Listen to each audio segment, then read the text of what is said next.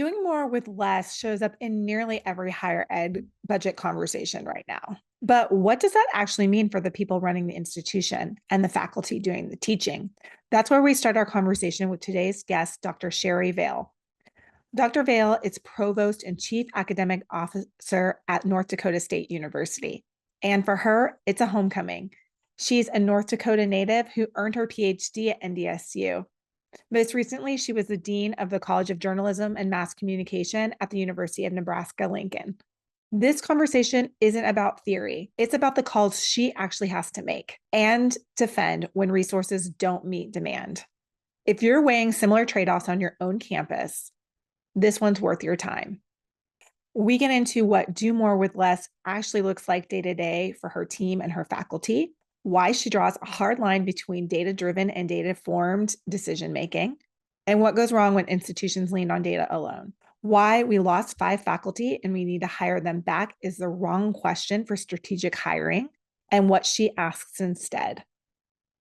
What it means to make and defend decisions when you're accountable to the legislature and community for how every public dollar gets spent, and why having better data doesn't mean you get to stop talking to people. But before we dive in, take a moment to subscribe to the show to stay up to date on the latest in data-informed approaches to institutional impact.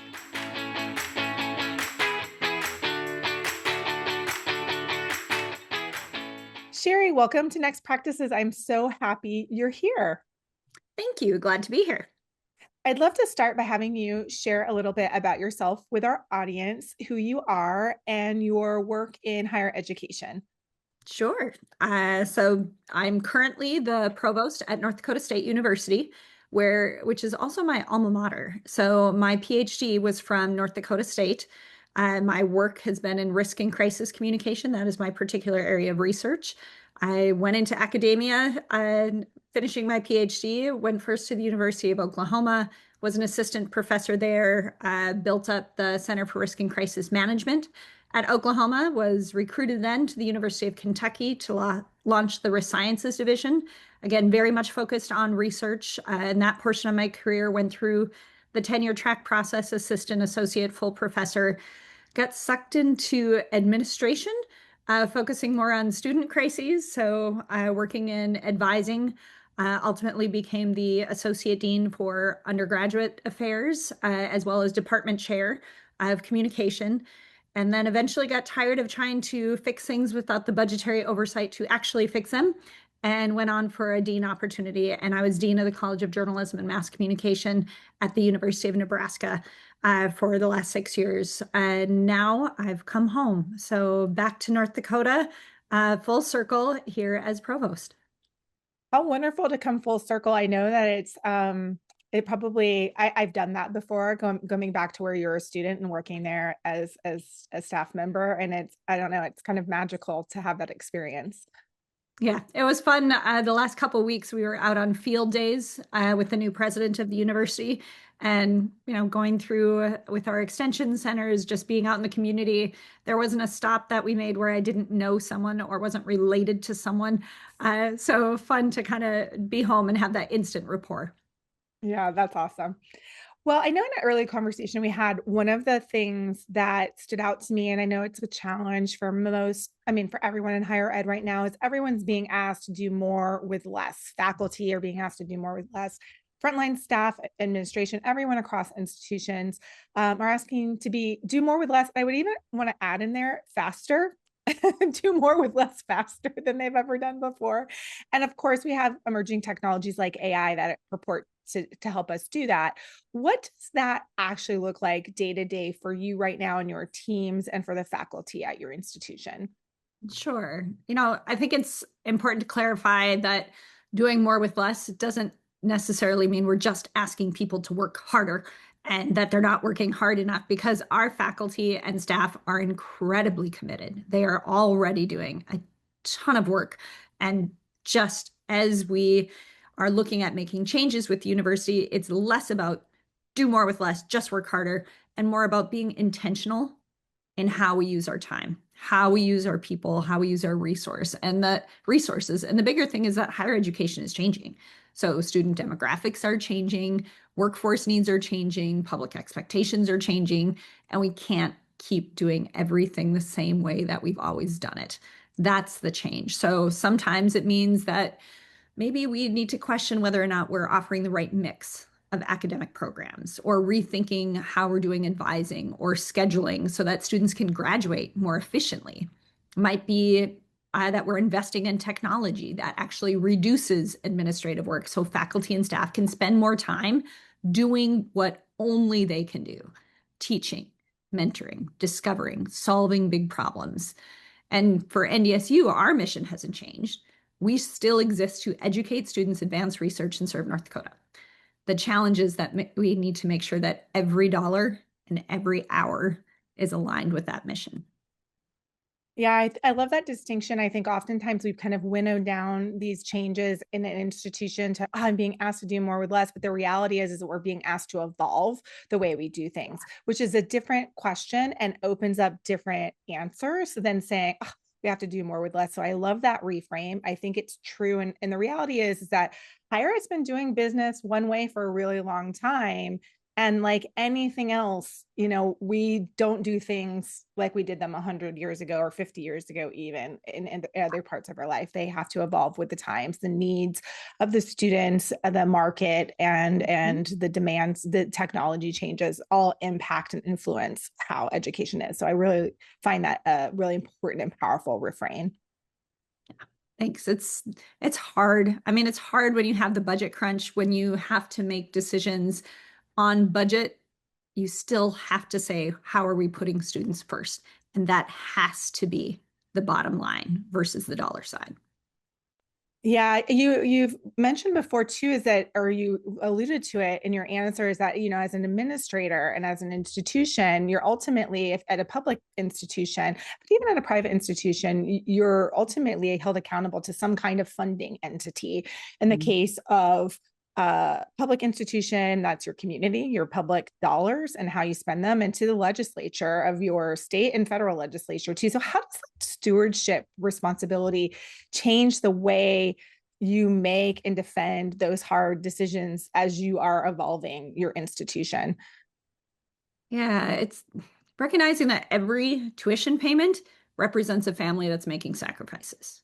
Every taxpayer dollar represents someone trusting us to use those resources more wisely. That means every decision has to answer really the questions of, does this help students? And is it the best use of the resources we've been entrusted with? And sometimes those conversations are really difficult because not every investment can continue forever. We can't just keep adding things. We also have to stop doing things in order for us to reinvest in different areas. So I think that can be a challenge in higher education.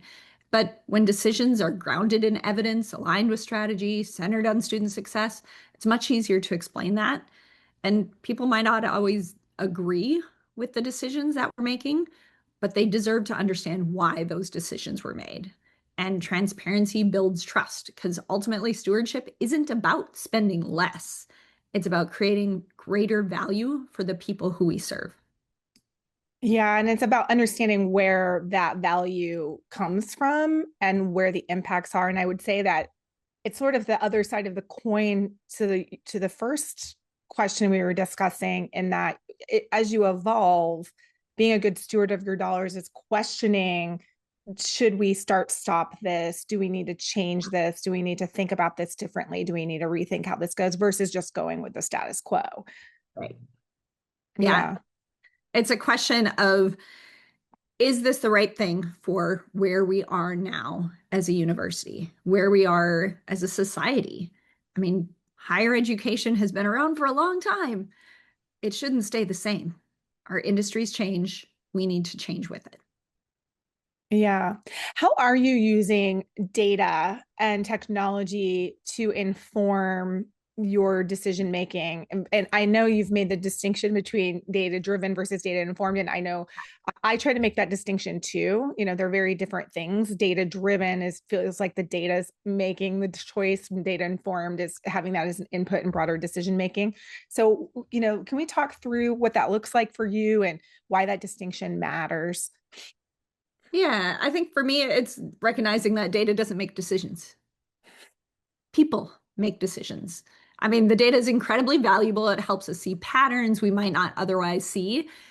It also challenges our assumptions, helps us ask better questions, but it can't tell the whole story. I mean, if a course has lower success rates than you expected, the data can tell us that, right? It can tell us something is happening, but it can't tell us why. Maybe it's course design, maybe it's preparation, maybe students are balancing work and family responsibilities along with their studies.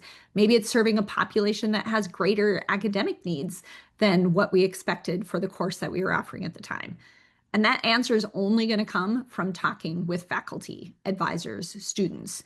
So the data can start the conversation, but it doesn't end it. To me, the best decisions happen when evidence, the data, informed evidence, and human experience actually come together. We have to do both in order to understand the situation. Yeah. And what can go wrong when institutions lean too hard into data alone and let the data do the driving? I think we're seeing it all across the country in some of the changes in budget models that have been implemented, where we're looking at, oh, we're going to base it all on student credit hours, right? Where whatever student credit hours you're teaching, you're going to get budget. You can control how you're going to grow based on what you're offering. And then we see these classes that are being introduced that are really exciting and really fun. Is it really preparing our students for what we need them to do in the future? That we are trying to help them get graduated, get out into their careers versus trying to get the most student credit hours possible in order to get the budget that we need to be able to do the things, right? If we're only lying it on one data point, we're not making the best decisions. So it's recognizing that all of those things are needed. If we're focused only on teaching students, we're never going to advance research, which means we can't advance society in the same way. So we have to be able to balance things that aren't just based on one number, one data point. We have to include all of it. Yeah, and that means like, data, like you said, data doesn't mean you stop talking to people or engaging with the students. Like you still have to do that and you need that context. I think sometimes when you just look at one point, data point, you use that context and it's easy to manipulate Yeah. that the meaning making behind that one data point. But when you have a system, it's easier to get it to point as a signal or a direction. So what talk me through, how to kind of balance both, that you still have to have both. How do you ensure that the human side doesn't get lost when everyone's stretched so thin and there's so much emphasis on AI and systems and replacing humans? How do you balance and make sure that decision making and that human is still part of the process? Yeah. When I came in as provost, one of the first things I did was hold listening sessions across campus. And it wasn't because I didn't have data.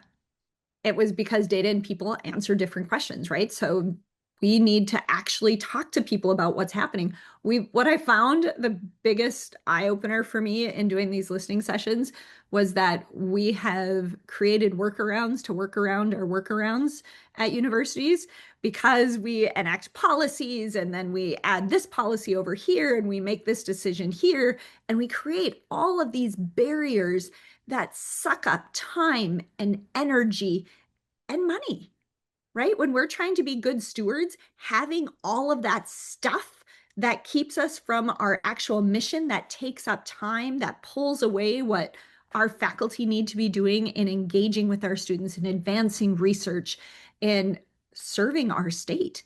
They can't do that if they are mired down with paperwork and processes that suck that time away.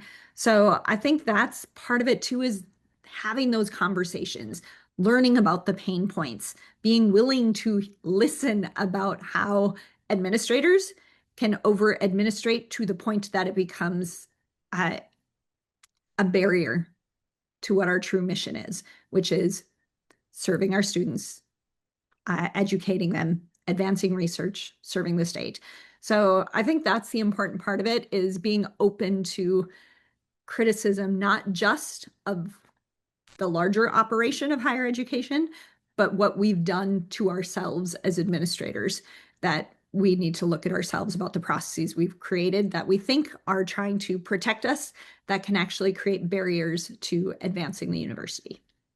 Yeah, it's that rethinking is really powerful. And I think a lot of times leaders and people who become expert struggle to do that, to have that rethinking because they're we get in a trap, I think, of just tinkering with or adjusting the existing foundation versus questioning the existing foundation and if it still makes sense. And those are really different actions.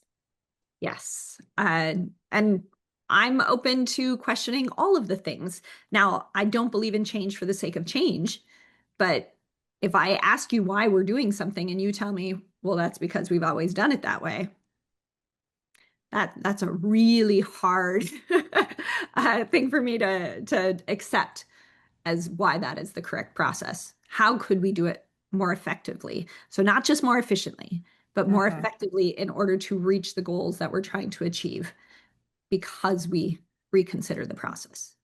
Yeah, yeah. It's really makes sense how you're framing the questions you're asking about what the data reveals and how you're making meaning about it matter. And letting the data point to different things to explore Mhm. versus having data confirm your biases, Yeah. right, is really important Uh-huh. distinction. And I think what I'm hearing you say, and correct me if this is not what you mean, but we have to like let data do its thing and be part of the process and let it open our minds and help us rethink things, and not just for the sake of revolution, but so that we can actually build and improve effectiveness and efficiency if that's part of the goal, but effectiveness given the resources and the needs we have in this moment versus 25 years ago. Yeah. Goes back to what I said earlier. Yeah. Data should ask the question, not answer it. Yeah. Oh, So I love that. what That's a real different refrain, I think, than how most people think about data. Like data's going to answer my questions, or think really, if anything, it opens up opportunities and things to explore. it doesn't tell us why. It Mhm. tells us what. So now we know the number of things that are doing this. Why? Yeah. How do we get at that piece? And we can only get at that if we are engaging in faculty governance, if we are bringing faculty and staff to the table because they're looking at problems differently, if we also engage our students. So often we focus on getting data from those who are making decisions for students without actually talking to the students about their experience. And data can help us ask some of those questions about why aren't we know that only this many students are doing this? Why? We have to actually ask the students to find out. Yeah. And the reason why it could be more than one thing, it could be multifaceted, which I think is also hard. Yeah. Yeah, Yeah. we are, we can't be beholden to a number. We have to be beholden to the students. Yeah.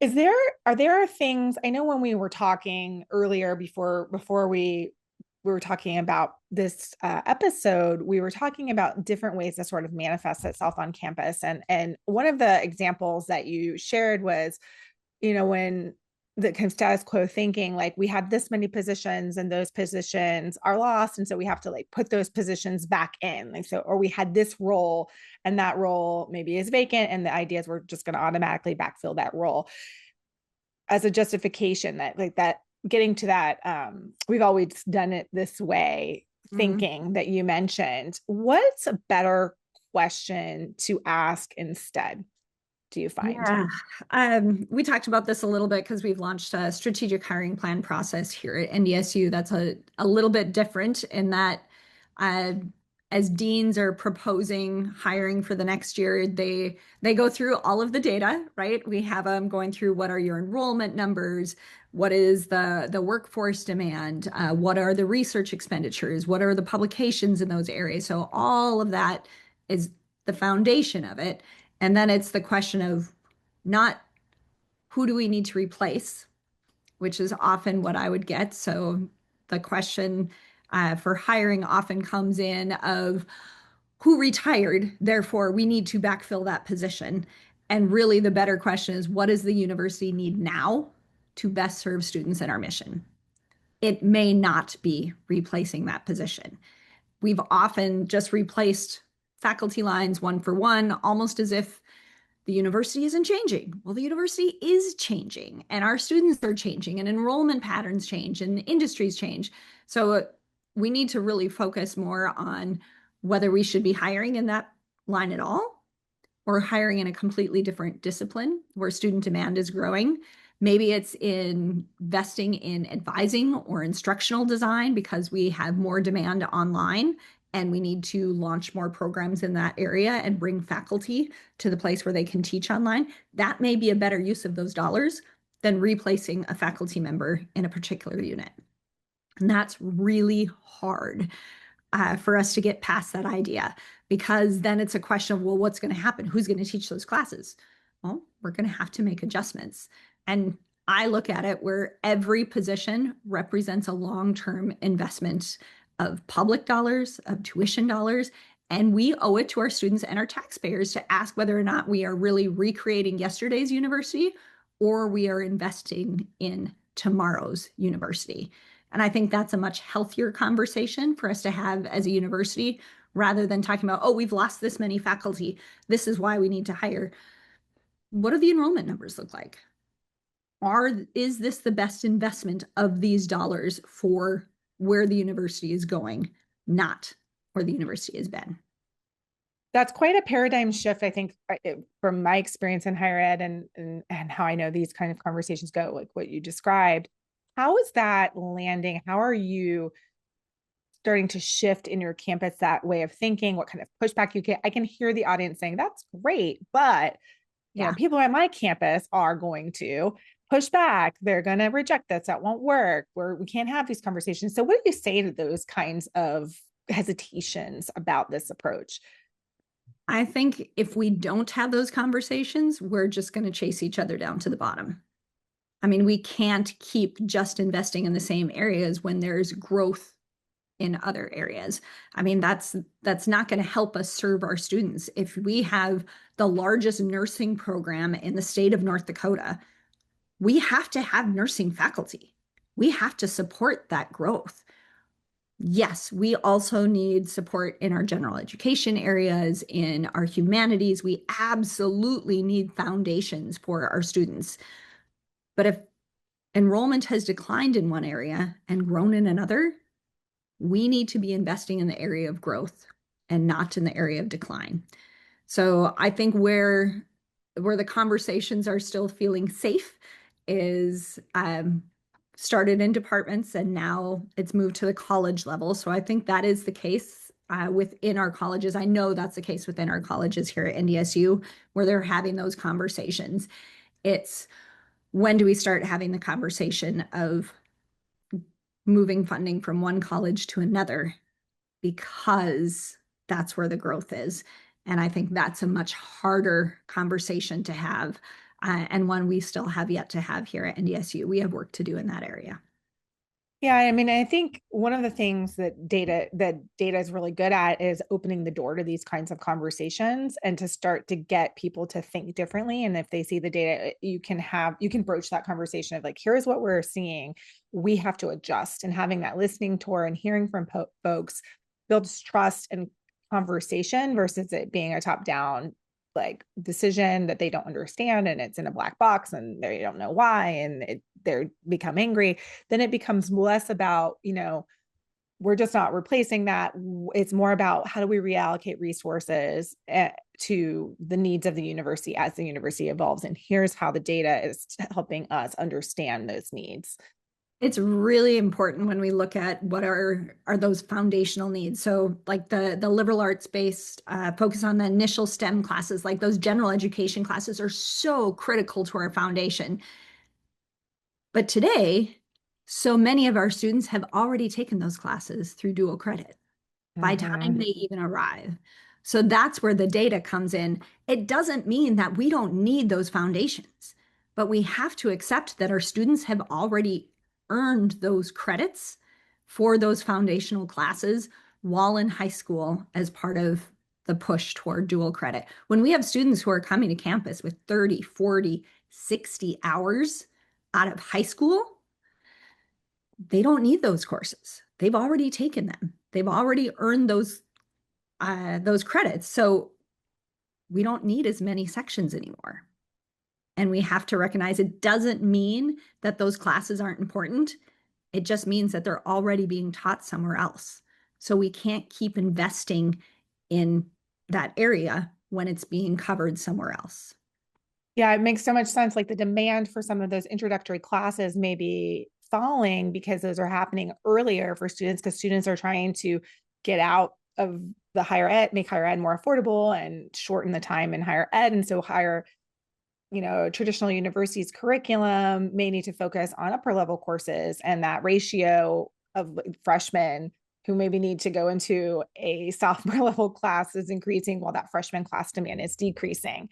And we have to look at that because dual credit is impacting the way that schools, and that those programs are expanding everywhere. Early college, high schools are expanding. There's so many factors that are shifting that balance. Yeah, that and we have to look at what are those external and internal pressures, and data can reveal that. Yeah, that makes so much sense. And I think the challenge is making it so like as clear as you possibly can. It does not mean that we don't value those Mm-hmm. disciplines. It does not mean that we don't value those introductory courses that are just absolutely needed for the foundation for education. We still value them, but we can't keep investing them if the students aren't taking those classes here anymore because they've already taken them somewhere else. Yeah, and then not have enough courses to offer in the next step that they want to take. Yeah. Exactly.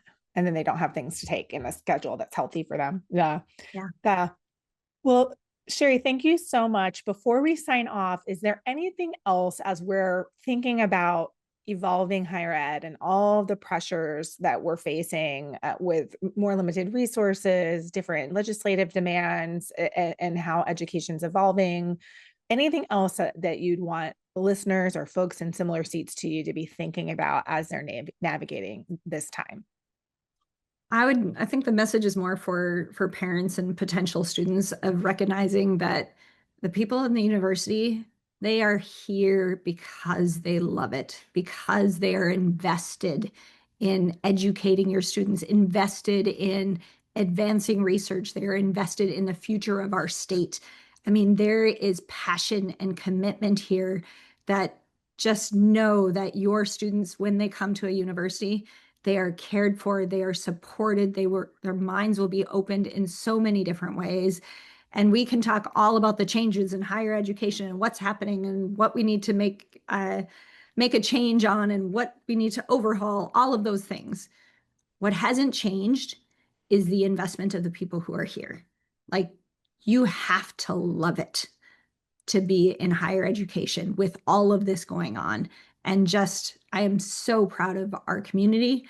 I'm so proud of the faculty and the staff who are here and committed and are continuing to care for students. Thank you so much for coming on the show. I've really enjoyed our conversation. Thank you, Katie.